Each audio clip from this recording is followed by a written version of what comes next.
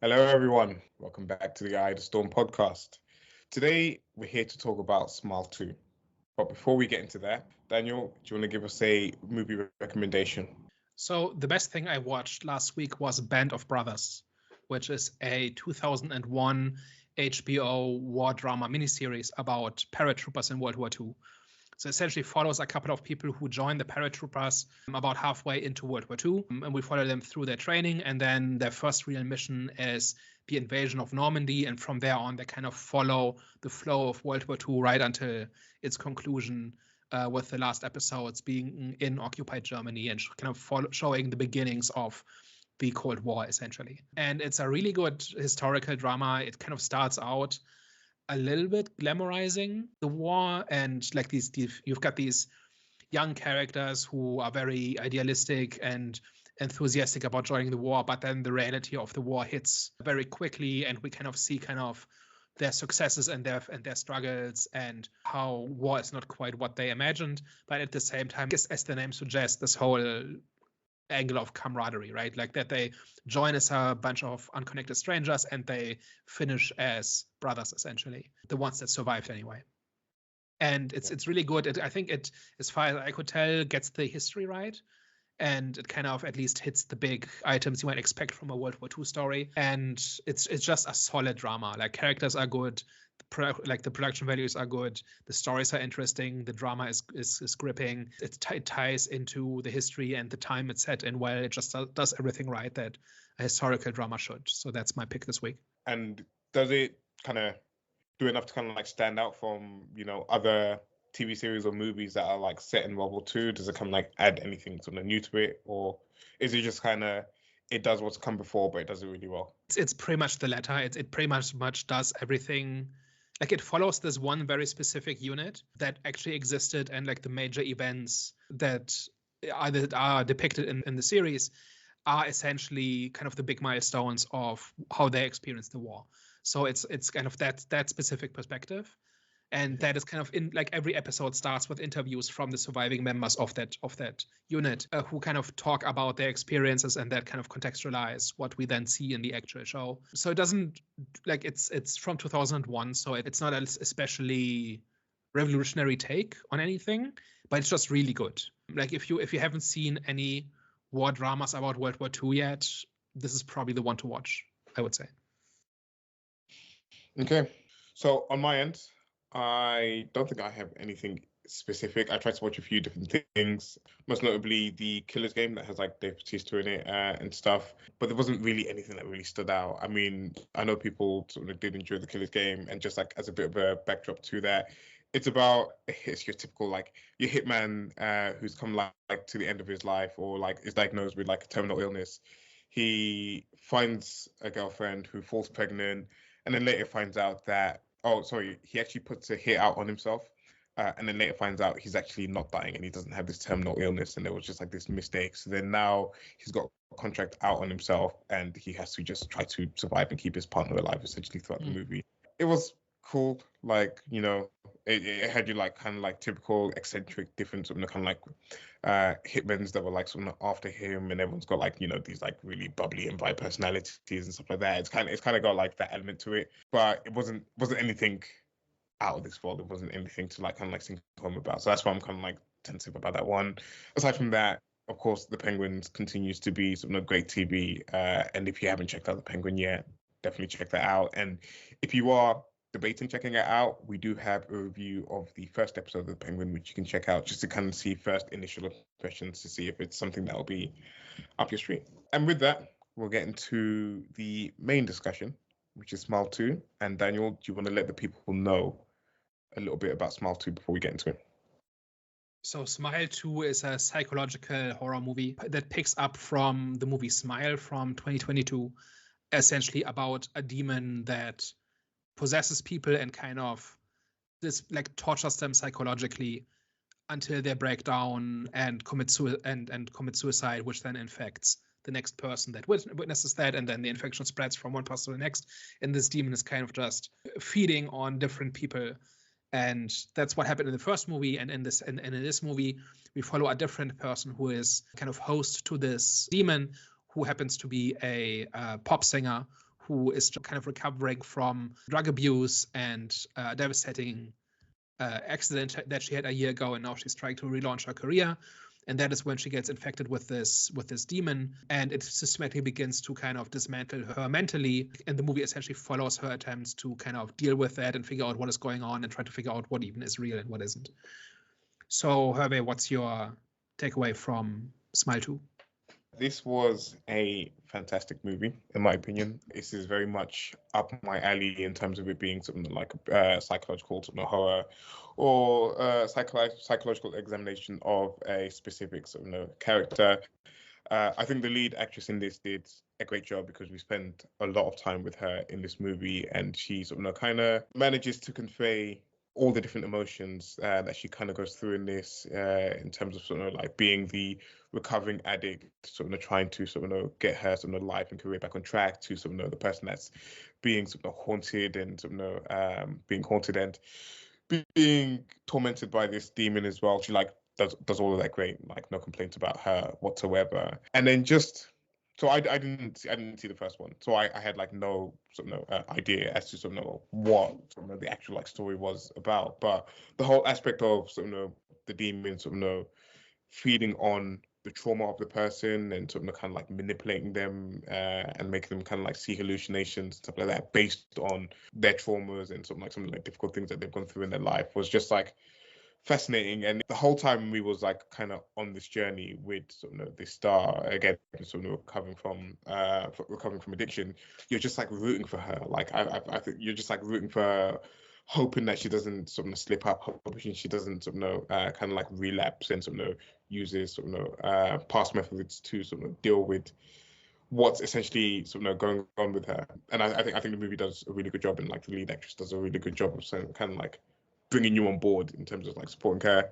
Shout out to the director as well on this, because like there was like a lot of like really cool sort of visuals in this as well. Especially like at the start of the movie, there's like one big like long take that he does at the start of the movie, which was really good. I've seen it a few days ago now, so I can't remember like the specifics of like a lot of like the different shots and stuff like that. But I just remember watching a lot of this and being like, this is like the camera work was like really, really good throughout the movie as well. So this was very solid and definitely one of my favorite movies of the year so far, and can't wait to talk about like some like intricacies of it as well. But that's my initial thoughts. Daniel? I'm not quite as positive as you are about it, but I still really liked it. I think it's really good in terms like this really is carried by the performance of the main character, right? Like it's entirely her story, and we're in her head the entire time. And I think the way to enjoy this movie is to kind of be on board with watching her kind of fall apart psychologically and emotionally, and trying to prevent that from happening, and her trying to pick herself back up together and repeatedly failing or having partial successes and then stumbling again. Like that entire thing is the appeal, and I think that is really well acted, really well. Like the gradual fracturing of her emotional state and how she's slowly losing grip on reality as the demon kind of claws its way into her is really good. It's really well done. Might be the best I've seen like of that kind of story. It's really just carried by this excellent performance and this unrelenting beating down of a character, but in a fun way. So on that level, it's kind of like the anti-Joker in the sense that we're watching a character be beaten down for 2 hours until there's nothing left of them. But it's fun. It's an exciting ride, and there's real passion for taking us on this journey. On that level, the movie is excellent. Just to jump in there, It's also a better musical than the Joker. There's a lot more like there's better music. There's a similar amount of singing in it, yes. But one thing you need to check at the door is any interest in plot and world building and metaphysics and like the rules of how this demon works. I think if you want it to make sense in a literal way, you will be frustrated, because basically the second half of the movie is a dream sequence. This is kind of a spoiler, but it's fine. The thing is that when I've seen negative opinions about this movie, it's been that the second half doesn't make sense, or people are frustrated that they don't know what isn't real.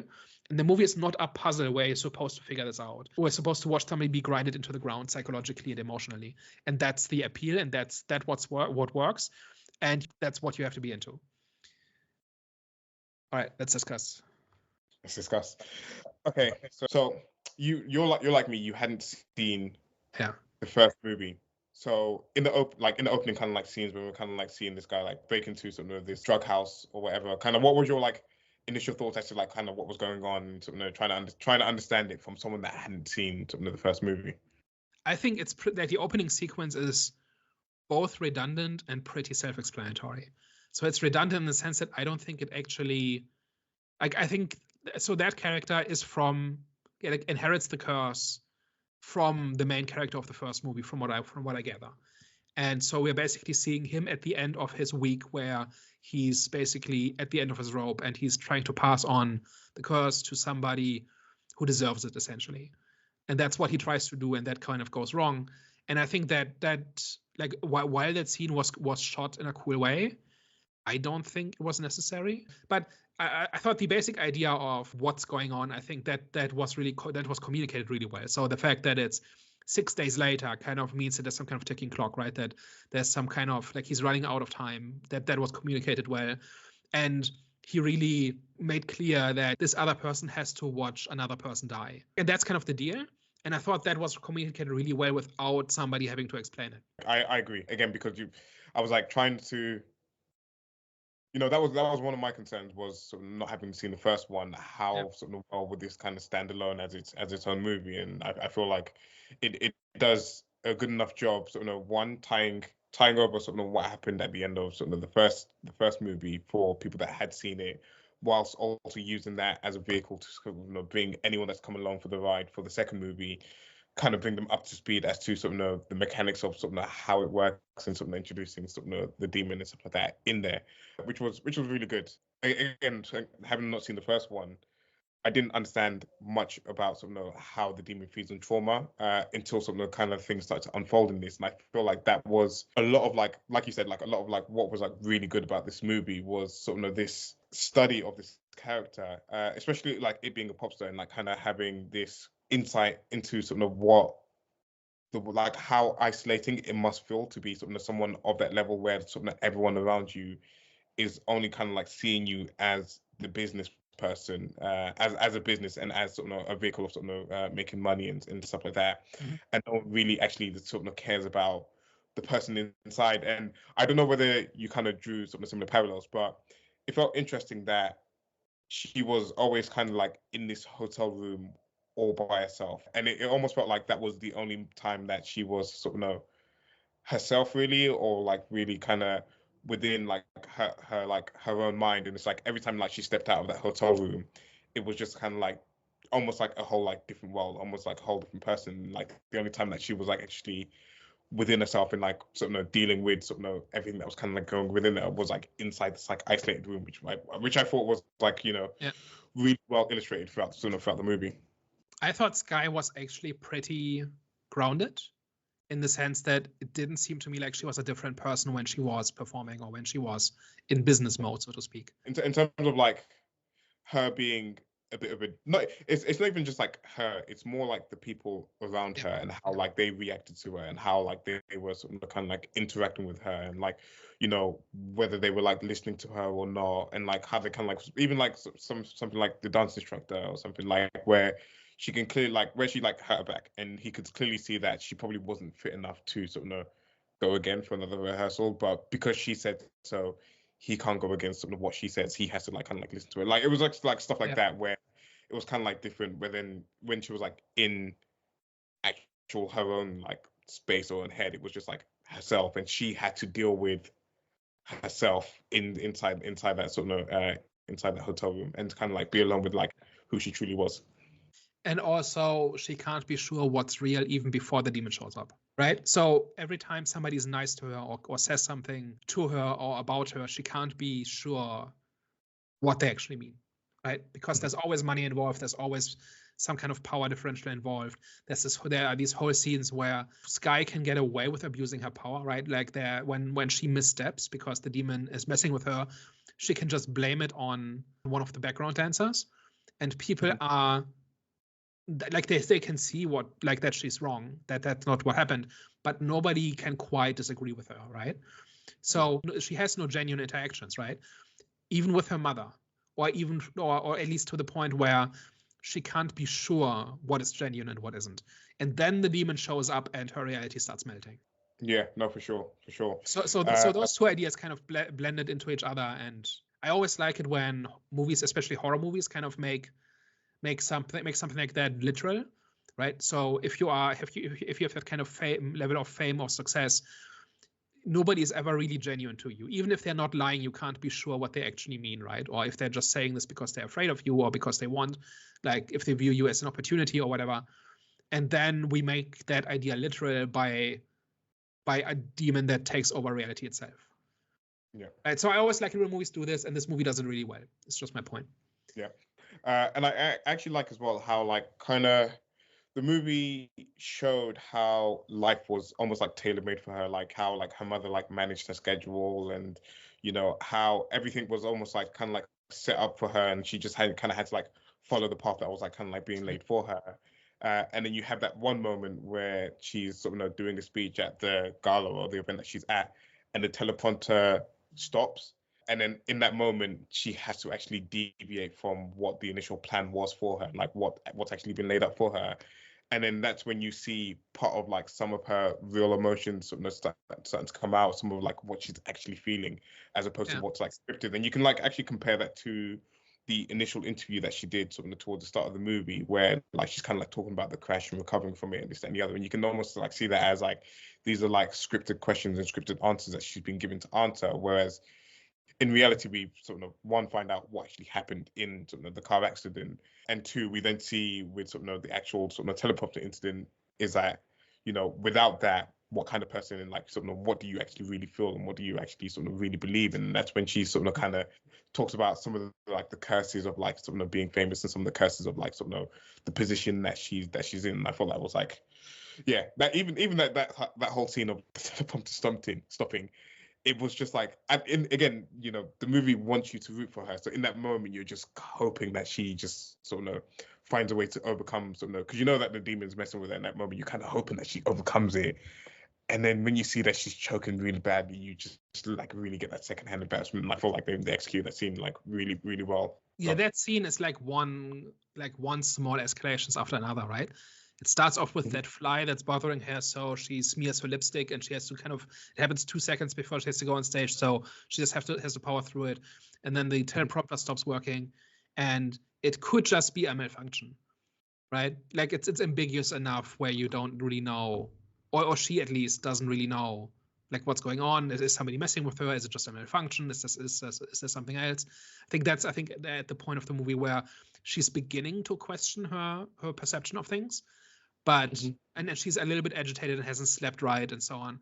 So she's a little bit on edge. And then with a couple of minutes, we go from her being a bit off to throwing an elderly woman off the stage onto a table. And like in front of like 100 witnesses and rolling cameras and stuff like that. That entire sequence is just a great, just escalations, like in 4 or 5 steps, goes from a little bit off to a complete disaster. Yeah. And that's even before things get bad. Yeah, that's before the whole like final part of the movie happens and everything just like goes completely unhinged. Before we touch on that, I mean, I kind of the next point was gonna like actually lean into that a little bit as well. But I was gonna ask about her friend Gemma and like kind of like what that symbolized for her, because you could kind of see, and I feel like the movie did enough to kind of like drop subtle hints that she probably wasn't the best person prior to everything that was going on. As much as you're like rooting for her, there is like subtle like notes to that she's like fell out with like this like one person that she actually like really cares about. It's kind of like ties back into the point that I was talking about, like her kind of like room being like an isolation, like almost like, I wouldn't say it's like her safe space or whatever, but it was like just like a space which was like separate from the outside world. And you could see that in her, well, again, we don't know what was real and what wasn't, but in her mind, the only person that she kind of like allowed into that space, or like one of like 2 people that is actually sets foot into that hotel room, is her best friend Gemma, who she kind of like is able to confide in and is able to kind of like talk about whatever, but for whatever reason has had a falling out. Maybe because for whatever I thought reason it was pretty clear in several instances. We see her chat history, right? Or at least like the last interaction she had with Gemma a year ago. And I think it's very clear that this guy we see It's not this guy from a year ago. She genuinely hit rock bottom, and she genuinely is trying to be better. And Gemma is the one person who's not impressed by her fame. And so she's the only genuine person she's ever known. I think it's pretty clear that they were good friends before Skye got famous. Yeah. And she's probably the only one who stuck around and the only one who did not turn into a grifter. It's just kind of my reading of it. And so when she lost Gemma as a friend, that's kind of the ultimate indictment of old Skye. And so getting Gemma's forgiveness is ultimately the validation of everything Skye is trying to do, right? She's trying to move on. She's trying to start a new chapter. She's trying to be a better person. And Gemma's forgiveness, which she apparently gets early on, is kind of proof that her efforts are sincere and worthwhile and successful. Mm-hmm. And that is why the demon fakes that whole chapter, right? Where the demon fakes Gemma showing up and forgiving her, and they start a new chapter together. And then the demon pulls the rug away, and turns out that, yeah, this entire like you've allowed yourself to be attached to somebody again, and it wasn't real. Every validation, every reaffirmation you've gotten in the past week has been fake, and you've got nothing. And the person you thought was your one anchor is still thinks you're an asshole. You normally have a keen eye for what's going on in the movies. Did that surprise you, that twist, or did you see it coming? It did surprise me. But like when it happened, like when she got the call from Gemma, I thought the entire thing was real, and I think it works. Like, I think if you really put this movie under a microscope and try to figure out what isn't real, I don't think that gets you very far. I don't think this is the kind of movie where you're supposed to puzzle this out and you can make a 45-minute video essay on YouTube putting together all the clues and whatever, right? I don't think this is this kind of movie. I think the important part is that everything Skye thought she had achieved, she has not achieved. And the demon can take it away at any moment, and it'll take it away when Skye is the most vulnerable. And on that level, it absolutely works. And I don't think there's anything to be gained from trying to figure out how it all stacks up. Yeah. No, that's fair. That's fair. There wasn't a moment between Gemma and Skye's mother where Gemma's supposedly in the apartment, and then I think she makes a joke, but then the mother doesn't acknowledge it. And I remember that sticking out to me in the movie. I was like, she would have said something, but I still didn't see the twist coming. I still didn't see her not being real coming later in the movie. I think it's possible that entire thing was a dream. So I think if you watch it carefully a second time, maybe you can piece out what's a hallucination. Mm-hmm. I think everything from Gemma appearing is a dream, or at least, well, there are scenes that seem to be like a snap back to reality. But one example of this is when she realizes she's killed her mother in the rehab center. But then at the very end in the concert, the mother's still alive. So that also was a dream. So I think she's been on autopilot since Gemma called. Yeah. And everything about that was a hallucination. So I half thought that it was real when she was in the rehab center. Not when she killed her mother, but the fact that she had been in the rehab center, because they did make a point to say that she was extremely dehydrated. And of course, one of her coping mechanisms to avoid relapsing was to drink a lot of water, a lot of Voss water, actually. That was a lot of people have been kind of losing their minds about the product placing. I thought it was fine in the sense that it didn't disrupt the story. It was just funny that it was constantly there. It didn't really matter. Yeah. But it was interesting in the sense that, again, because we don't know kind of what's real and what's not, we don't know whether she did actually relapse. Because isn't there the scene where I think it's when just before the dancers appear, I think she's kind of freaked out about something, and I think there's 3 white pills that she consumes, and I feel that was kind of significant in the sense that she had started to take some type of drugs or something like that, and she kind of lost a little bit of control. Like you said, that she was almost on autopilot, and she had lost some type of control from even from earlier than that. But from that point on, definitely she her mind was kind of weak and more susceptible to the demon's manipulation in that sense. So that's why I kind of felt that her being in a rehab center almost was partially real, in the sense that she was dehydrated, and maybe she had been on drugs for a lot of time, and maybe they had tried to clean her up, but by that point it was almost too late. The demon had sort of control over her. So no Yeah. matter whether she was like sort of on drugs or not, by that point, I feel like it was maybe too late for her. I mean, there were painkillers anyway, right? And the one thing that has to be real is that she goes to the friend to buy the painkillers because that's where she gets infected. Yeah. And everything after that is up in the air. It was like, again, just kind of like to sort of touch back on sort of the rehab scene.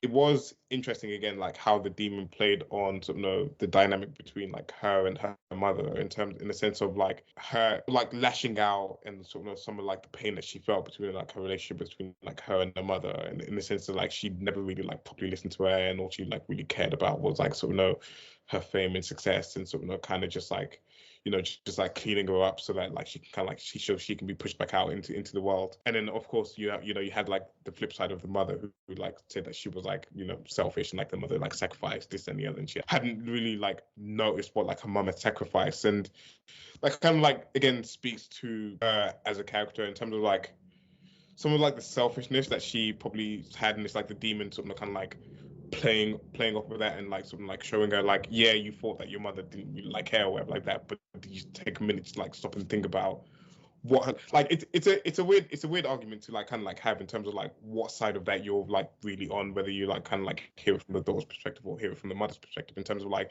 she's constantly having to clean up the mess that she's making, is constantly having to protect her from something herself essentially. But I just felt like that whole scene, that whole like conflict that she had with them, like kind of like unspoken conflict, because throughout the movie you're kind of like showing that their relationship is just functioning. It's not a loving relationship. It's not a relationship where she feels entirely close to her mother. It's just functioning, and to then just kind of see the tension that was like really like bubbling underneath that kind of play out. I thought that was like really dope. I had a slightly different take on it, in that I think the mother cares about Skye, but there's so much money on the line that she kind of has to kind of not care or not be too empathetic. I don't think it's just purely selfish, right? Like I don't think it's just because she wants the money. I think she wants Skye to succeed, but in order to succeed, she has to push her to success, right? And I had a slightly different reading of that scene than you did, because I saw it through the lens of Skye's fear is that her mother doesn't love her, that she's only a cash cow for her mother. And she can never get rid of that fear because there's no way of proving or disproving it, right? Yeah. And at least as long as she's still doing music.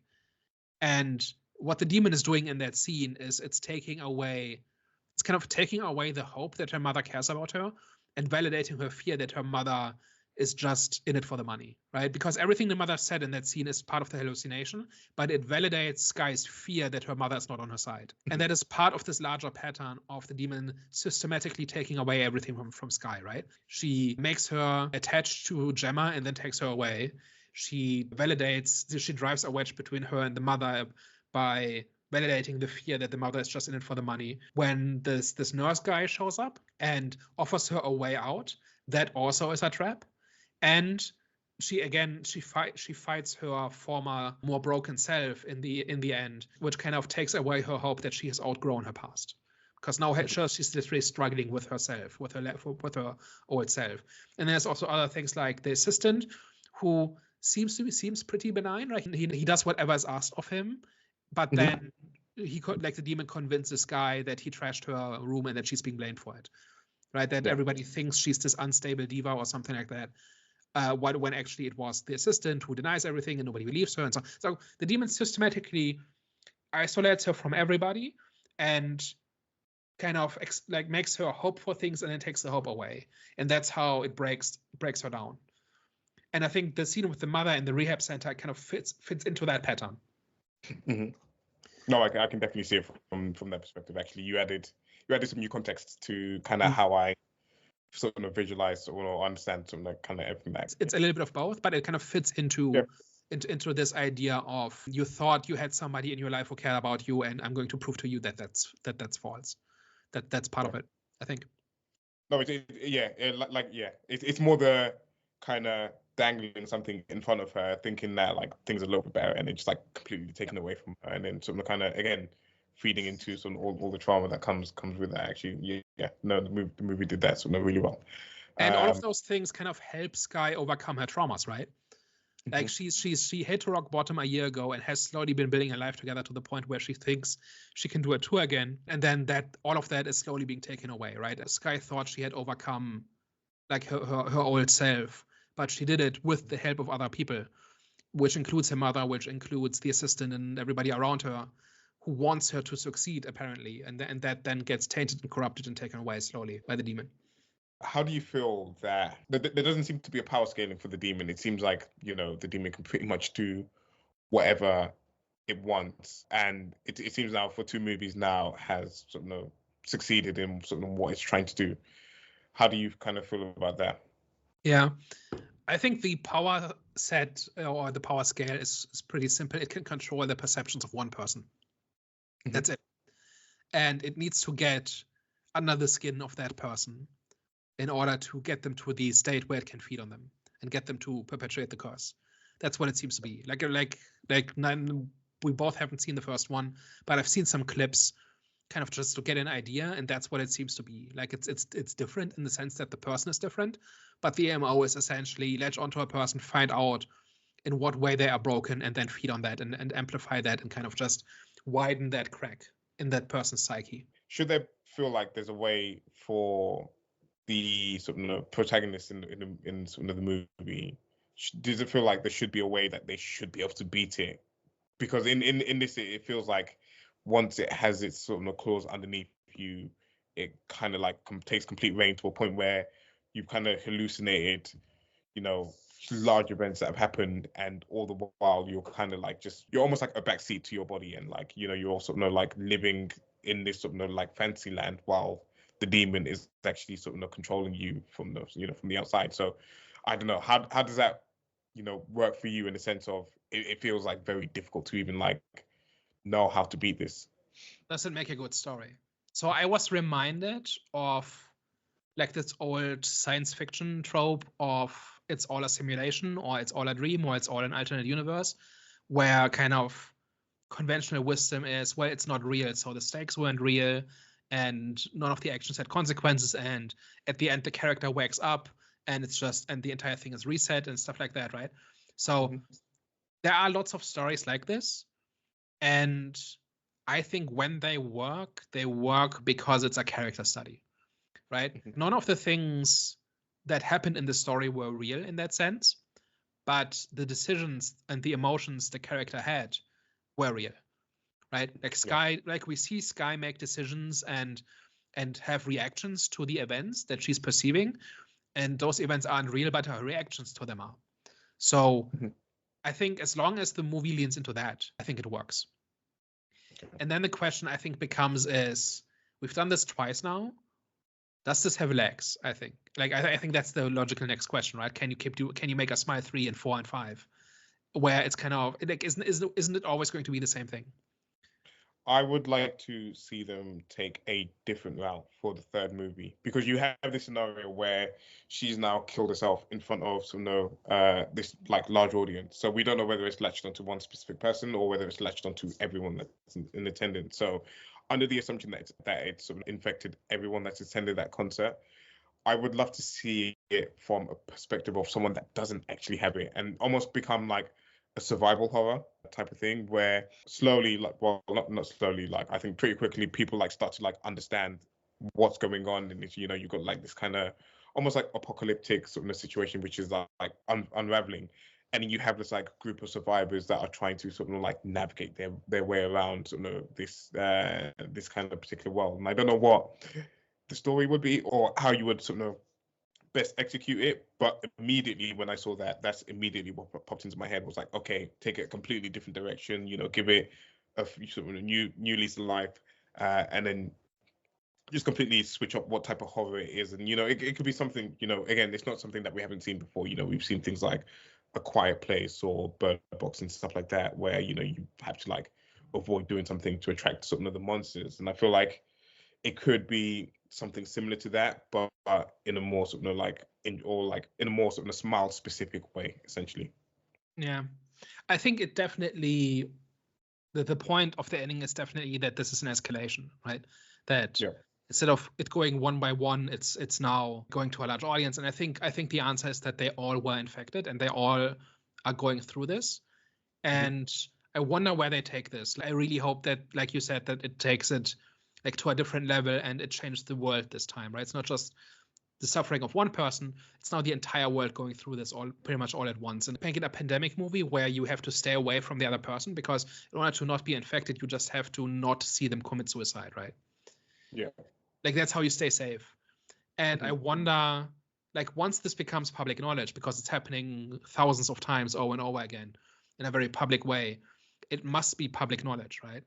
Like the reason the demon has been winning is that each of its victims is unaware of what's going on, right? Because by the time somebody figures it out, it's already too late. They've already lost grasp on reality. But now you're seeing thousands of people go through this cycle, and shouldn't you be able to contain them? Even with that, in terms of like the awareness aspect of it, is you've got one of the biggest pop stars in the world that's just committed suicide on stage. That's going to draw a lot of attention from, a lot of like different police departments, FBI's, that's trying like figure out, because if you like really look into it, you have one person that's committed suicide, 7 days later, or like someone's been witness to it. 7 days later, someone has committed suicide, someone else has been witness to it, and then you've got this like kind of like long chain of people that have either seen someone commit suicide or have committed suicide themselves. So I don't think it's too difficult to kind of like piece together part of what's going on. Yeah, and then the question would be, do they just hand wave it and just say, well, society collapses because of this? Because it just spreads too rapidly and things are too connected. Certainly could be an interesting place to take the story, and it avoids the problem of, is this interesting for a third time? But the question would be, is that then still about personal trauma? Because like this whole story has been about, like, everybody's broken in some way according to this movie, right? And so everybody is vulnerable to the demon, and if the demon begins to kind of latch onto you, it's over. Right? It will eventually find a way to kind of to get to you, and it can always exhaust you. It can always outlast you, and there's no real defense against it other than that, right? And then if you kind of shift the perspective and make it about the uninfected people in a world where almost everybody is infected, is it still about trauma, or are we just making a zombie movie at this point? On one potential way that they can still make it about trauma, it's about how other people project their trauma onto you, per se, as opposed to some of the internal conflicts that you do, because you have like many examples of like people that were like, people that are like close friends or whatever like that, who maybe go through like loads of difficult times, and just like constantly like trauma dumping and stuff like that. And again, that's probably not the the way that they would handle it in the movie if they chose to go down that road. But you could kind of see where you can maybe have like an element of like how trauma is passed on from like one person to another, especially like in situations where you have like parent-child dynamics where parents kind of pouring all of their trauma and like all of their kind of whatever into their children and stuff like that. So you can kind of see how it could be done from that perspective. But like you said, like the first two have been about the inner turmoil of the victims and some like their personal stuff. So I'm very curious to see how they move on for the third movie, because I feel like definitely we should get a third movie, considering how well this was received, and I'm assuming it's going to make money as well. So I'm very much on board with seeing how it develops. Yeah, I'm definitely on board with them changing the rules and or doing something different, like what in a way that logically builds on the events of this. I would just be interested how you can kind of keep the identity of the story if you change it from being so introspective and so personal to anything else. No, because this is how like this one, differentiates itself from like other movies that touch on like possession and stuff like that, because this one, like the whole like center of it is about like the trauma and like how it like feeds on the trauma and stuff like that. Again, you have more knowledge than I have, but I don't think I've seen possessions done in this way where the victims being manipulated so heavily, and like it's just kind of feeding on all the negative aspects of that particular person, and just wearing them down based on their past, essentially. I don't know if like many others have like done it, or if it's like novel in that sense. So that's pretty standard for demon stories or demonic possession stories, where a demon or the devil or something kind of tries to get to people by knowing what makes them tick and what their grief is and what their trauma is. And basically it's not so much about it being dangerous. It's more about it being kind of getting to you and kind of getting under your skin in that sense. And so that is essentially what this runs on, like as a story. In a classical demon story, the demon will try to kind of bribe you or seduce you in the sense of trying to get you to do something. Like a lot of the time, the demon doesn't have actual power over you, but it has to get you to take the step that makes you vulnerable. And then once you've made that mistake, once you've crossed that line, that's when it's all over. And here it's a little bit different, where you kind of get infected by chance. You just have to be in the wrong place at the wrong time. And it's just assumed that everybody has the kind of trauma that the demon can feed on. And so everybody is a target, but that also means that you don't have to make a decision, right, in the classical sense. And I think that sets it apart from classical demon stories. So it's kind of less interesting in the sense that there isn't a choice, right? Like there's no temptation in that sense. Like you're just a victim. And I think that's kind of what underpins this entire story. Like this whole focus on grief and trauma kind of is predicated on the idea that, number one, everybody has trauma, and also everybody's kind of powerless about it. Like there's no like once the demon is inside of you, it's over. There's no fighting it. There's no overcoming it. Every time Skye thinks she's overcome it or she has found a way out, it's a lie, and it's just all hopeless from the beginning. And that was gonna be my next question. Yeah. My next question, because I know you know, if a movie only shows like everything that's negative, you always like kind of have this like opinion that, you know, but in this instance, if like it's the movie showing that, you know, you can never escape the trauma that's come before, shouldn't it show you how to actually do it, or like, you know, the best way to actually kind of deal with the trauma within? Do you kind of like feel that within this movie, in the sense of like it's just showing that, you know, no matter what you do, no matter how much you try to fight back, you know, the trauma within you will always like eat you up, or like always resurface? I think it's leaning on the scale too much. I think there is such a thing as overcoming trauma or grief or baggage. Should the movie like, show not it? For everybody in all cases, but it is possible.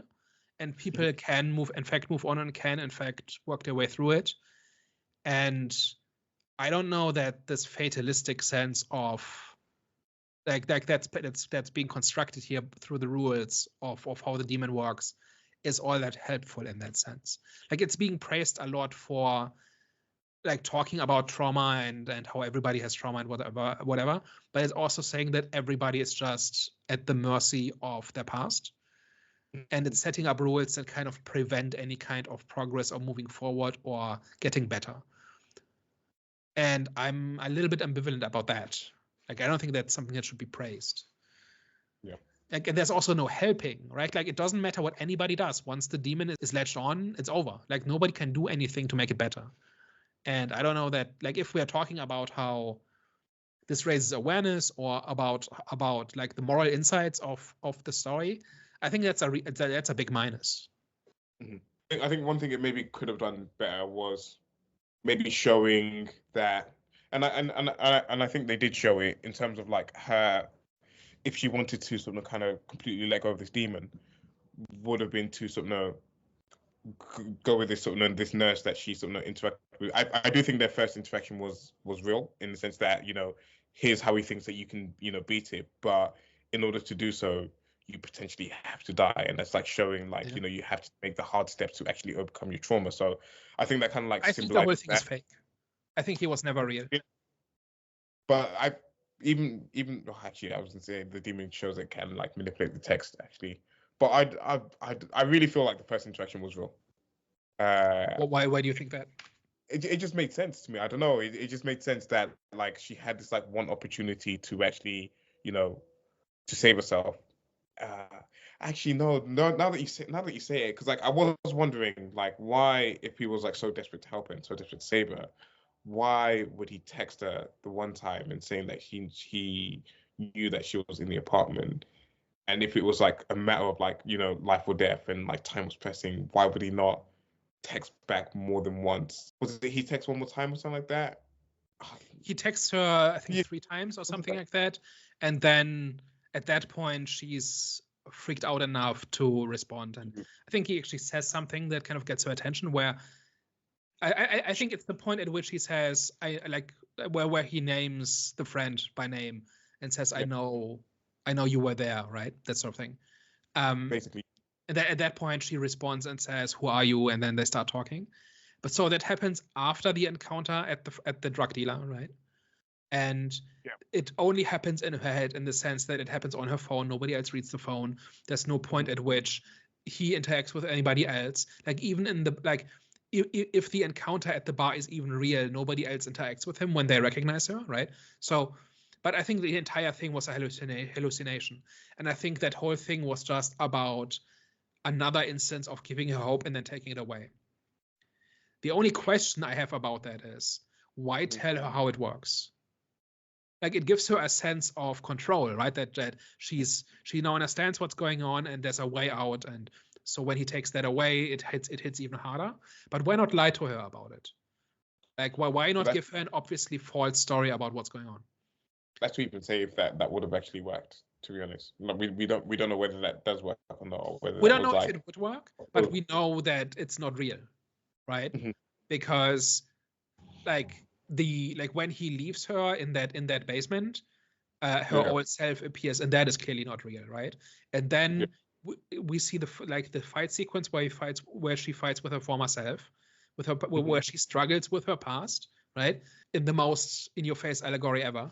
And then she wakes up and is at the concert, and her mother's alive again. And I think that is the only the first thing in an hour that's real.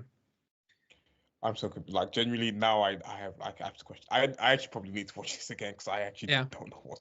I genuinely thought that was real for the longest, but like now really thinking about it, it might not have been. I don't even know what's real in this movie or not. I think the entire thing is just to exhaust her and to give her false hope and then take her away and then give her another false hope and take it away again, so that it like each time, each step of that wears her down a little bit and erodes her defenses and exhausts her. And until finally she has to give in, has no choice, and she's got nothing left. So I think the guy was never real. I really feel like every time we saw her drinking water, I think she was probably taking drugs in this, because it's like everyone else or like previous people, it seems like they were able to kind of hold off the demon for a little bit longer than what she was able to. But it seems like from very early on, like she just didn't have control, and like the demon had like strong grips on her perception of reality. I think that is a coping mechanism that is real in the sense that a therapist told her to do this. And I think it's a crutch. I think it doesn't work, it doesn't help, and it gives her the illusion of control. I think that's what that is. And it's also product placement, but that's a different story. But it's supposed to take her mind off the need to take drugs, right? But that's not her problem at that point anymore. No. And it gives her the false sense that she's doing something when she isn't. We haven't touched on it a lot, but how do you feel about kind of the third act in terms of like, so I know we've touched on it like here and there and whatever, but like overall, like the entire, well, again, we don't even know how long it was a dream sequence for, but like for that initial rush between like her being sort of in the rehab clinic to sort of eventually like going to this Pizza Hut freezer and whatever to eventually being on stage, do you feel like that was a positive or a negative in terms of like how it ended the movie for you? It being a dream sequence and like none of it being real, and I think none of the events that happen for the most part are real. I think her emotional journey is real. Okay. And that is what counts. Okay. And on that level it works. Okay. Right? So I don't think you can point, so it may be that like her rehearsals may be real, that some interactions with her assistant or with her mother are real, and I think that eventually bleeds away, and all that's left is the hallucination. And I'm not sure it can really be pinpointed exactly where it stops being real exactly. And I think it may be mixed, like the first couple of messages that she got from the guy on her phone may have happened in the real world, but the messages were an illusion or whatever. I mean, it's all possible, and I don't think it matters, because what matters is like her attempts to be better and failing and being constantly pushed towards kind of the abyss. Yeah, no, this movie is a big trip. This movie is a big. And normally I don't like movies like this. Normally I want things to be literal and I want things to. I want movies to put characters into situations where they have to make decisions, but the things that have, like, if it gets too allegorical, if it gets too symbolic, the movie kind of loses me in most cases. And here, like, this should be a movie where I should have rolled my eyes nonstop for the last 45 minutes, but I didn't, because it sold me the emotional journey so well. And because I was convinced that what mattered is the emotions, and the emotions were real, even if none of the situations were. And as long as that is true, and as long as the movie actually gets me to care about the person and her subjective reality, like her state of mind and her emotional state and so on, as long as that is the case, it works for me. And the movie did this. Like, from the very beginning towards the very end, I was with Skye the entire time. The fact that it was essentially a dream sequence does not bother me. So you said you didn't like it as much as I did. Was there anything that you didn't like in the movie, or like any negative? I don't know if you've mentioned any so far, but was there anything that you didn't like? It's more that I walked away from it saying, "Oh, that was pretty good," and not so much I wasn't amazed, right? Like, I think it's a really well-made movie. A couple of things bothered me about it, specifically the thing about the smiling. That didn't quite make sense to me, because at one point we are told, and maybe this is more explained in the original movie and we just didn't get that explanation because it's a sequel, but at one point we are told, and again, this is being told to her by the demon, right? This happens when she meets with the nurse and he tells her about how it works. And he says that the smiling is essentially when the demon is riding a person and an infected person can see that this is happening, and that manifests as the smile. But that would mean that everybody, like all these people around her, are infected, are real people who are infected. And that doesn't seem to be the case. It seems to be that whenever the demon is getting close, it appears as a smile on a person's face. But that has no connection to who that person is, right? And that makes it a little bit cheap, because at that point it's just a creepy image. Yeah. Kind of thing. And then also it changes the rules when a person, like when Skye gets completely taken over by the demon and she commits suicide in front of the crowd in order to spread the infection. She's the one who's smiling. But that doesn't fit in with the explanation we got earlier about what the smile means. And so I'm not entirely sure it makes sense. And the fact that that's the whole thing of the franchise, right? It's a smiling demon. And if that part doesn't make sense, that drags the movie down a little bit. Like, it doesn't tarnish like the plot and the character stuff. But at that point, it's kind of a cheap gimmick. And I hope that if I see it again, or if I see the original, or if I think about it a little bit more, it makes more sense. But as I was watching it, it was taking me out a little bit, because it seemed a little bit like the movie is toying with me. Like, it's trying to get me to feel something about it that's not actually there, or that's not actually in the story.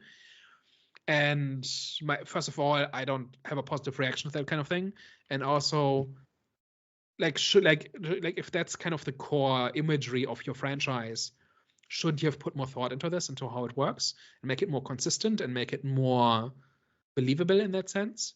Like it feels real, like it feels like this is what's going on. Yeah. I don't know. It doesn't ruin the movie. It's not a huge deal, but it keeps happening so often in this movie that I have to wonder, does it actually work? And I was reminded of it like 20 times in the movie, because it happens all the time. I mean, there is one sequence that's really well done with the dancers in her apartment, which was brilliant. Like, that was like genuinely like very creepy. Very creepy. It's all creepy, like all the smiles, right? Like also the intruder in her apartment, like the creepy fan, same deal. Like, it is effective. It's more like that doesn't jive with the explanation of you seeing other people who are also infected. Yeah, kind of thing. I think maybe it's explained in the first movie. I don't know. Maybe sort of need to go back there. We haven't seen it, so we probably need to just sort of see if it's better explained in that first movie. Yeah, and it's just, if that really does, if I'm right and it really doesn't make sense, then that's kind of a big deal, because that's kind of like the identity of the franchise, right? But the rest of it is so good that it didn't bother me exactly, but it's more like it put a little bit of it deflated my enjoyment a little bit. No, I think this is thoroughly a great movie. Like, it's really well done. Like, it really sells you on Skye's journey and her perception of things and her thought process and everything. And that's what matters in this movie, and it does that well. So on that level, it's great. Yeah, no, for sure. It keeps you, it keeps you rooting for her throughout all of the movie. Even when you find out that, maybe she's a little bit unhinged, maybe she was the cause of the death of her ex-boyfriend, you kind of still are invested in her becoming a better person and her sort of kind of like overcoming sort of her past. Yeah, So old Skye is awful. Every time we see her, like in the messages to Gemma and in the flashback to the car, she's a different person, and like she's not somebody I would want to spend even 1 second in the same room with. But new Skye is genuinely reformed. Like she's genuinely a better person and tries to be, and recognizes her mistakes and so on. And I think that made her more likable. That she we recognize that she did hit rock bottom a while ago, and she used to be a terrible person, and she's trying to be better. And I think that makes her sympathetic, and that makes it then tragic when she fails. Yeah. No, I was very, very much horrified once I saw how it was unfolding in the Pizza Hut freezer. When I saw the door change, I said, "Damn!" I was like, I kind of started to see where we was going with it, and she was gonna end up on stage. Even the whole thing of "I'll be right back, don't worry." Like at that point, I knew something was up. Oh yeah, once she disappeared for ages, I was like, okay. At first, I thought that she would start hallucinating, and he would have to do a last minute save or something like that. Yeah. But once he'd been gone for ages, I was like, okay, something's very off here. Something's extremely off. And even just honestly, everything from that rehab center, to sort of her getting the whole her killing her mother, to getting in the car, thinking that she saw Gemma, and at that point, I still thought that she was real. To then realizing she wasn't. Everything about that was executed well, because it kept me guessing, even to the point where, again, it gives you that last bit of hope where, she says that I'm the one that's in control, and it transitions from Gemma driving to actually her being the one that's behind the wheel, giving the perception that she's in control, and she's kind of overcoming it, and wherever it had you going, man. It had you going. It had you okay, we're gonna defeat this, and yeah, it just says nope. Yeah, no, excellent on that part for me. So yeah, I don't know if you want to give it a rating and the last thoughts. Yeah, I think this is thoroughly excellent. Couple of little details here and there, but yeah, definitely one of the best of the year. Not just horror, but anything. I think it's just a really solidly told story. There's nothing broken about this movie. There's nothing that sticks out that doesn't work. Nothing, no big deal breakers or anything like that. And that alone makes it above average. And then it's just really competently told, a really competently told story. A solid 5 out of 6 for me. Yeah. So I'd give it 8.5 out of 10. Great acting, great directing, great story within this. Does psychological horror, which I sort of know is really up my alley. And it just kept me on the edge of my seat. It kept me emotionally invested throughout the entire movie. And yeah, that's all for today. So let us know your thoughts down below in the comment section. What did you think about the movie? Do you know what was real and what wasn't real? What do you expect from the next movie, from the sort of final revelation that we had at the end of this? What are your thoughts on what comes next? Drop it down below in the comment section. And of course, don't forget to like, share, and subscribe. Adios. Bye-bye.